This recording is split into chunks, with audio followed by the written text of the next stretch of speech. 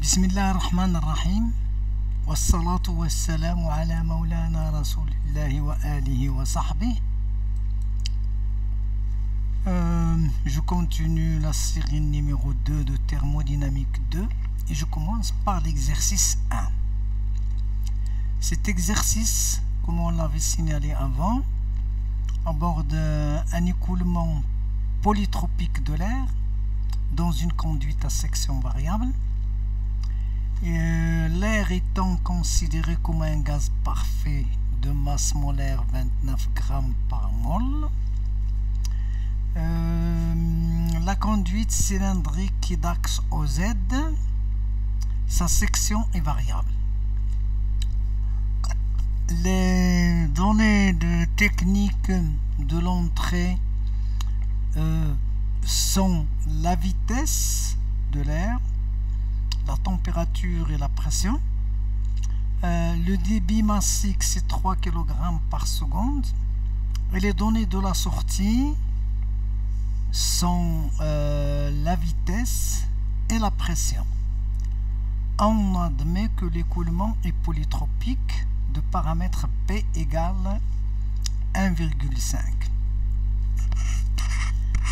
Le paramètre P égale 1,5, nous savons que l'écoulement adiabatique réversible, c'est-à-dire isentropique, nous savons que le produit PV à la puissance gamma égale constante. Donc pour les entropies, gamma égale 1,4 pour l'air, et pour la transformation polytropique, P est différente de gamma et elle est égale à 1,5. Donc ces conditions-là, ça veut dire P fois V à la puissance B égale constante, avec B égale 1,5. Alors la première question, écrire l'équation du bilan d'énergie dans la conduite, rappeler les expressions et calculer les valeurs de la capacité calorifique à volume constant, la capacité calorifique à pression constante de l'air. Bon, la réponse aux questions, donc, l'équation du bilan d'énergie, il est très connu pour ce genre de conduite qui ne change pas du travail et dont la variation de l'énergie potentielle de pesanteur étant égale à 0. Il n'est pas adiabatique, donc nous avons Q qui doit figurer, c'est-à-dire la chaleur échangée doit figurer dans le bilan d'énergie. Et on a alors la variation d'enthalpie, HS moins HE, plus la variation de l'énergie cinétique, C de S au carré moins CE au carré sur 2, est égal à la chaleur échangée Q. Bien sûr, là, on a la variation de l'énergie potentielle de pesanteur est négligeable. Il n'y a pas d'échange de travail dans cette conduite. Alors, le bilan d'énergie s'écrit uniquement de cette manière, c'est-à-dire qu'on a la variation de l'enthalpie et la variation de l'énergie cinétique et la chaleur échangée qui sont mises en jeu dans cette équation-là. Bien. La capacité spécifique massique s'écrit sous cette forme-là à volume constant et à pression constante, donc je multiplie par gamma. Je fais des applications numériques. Nous connaissons la valeur de R, de M et de gamma, donc on sait calculer CVM et CPM, c'est-à-dire les capacités calorifiques spécifiques à pression constante, à M constante, à pression ou à volume constant. Bien. Alors, la deuxième question, calculer la température à la sortie et les volumes massiques VE, VS. Bien. Donc, le calcul de TS doit se faire à l'aide de la relation de la polytropie c'est-à-dire PV à la puissance gamma à la puissance B égale constante, qui donne à l'aide de la température et de la pression cette relation-là.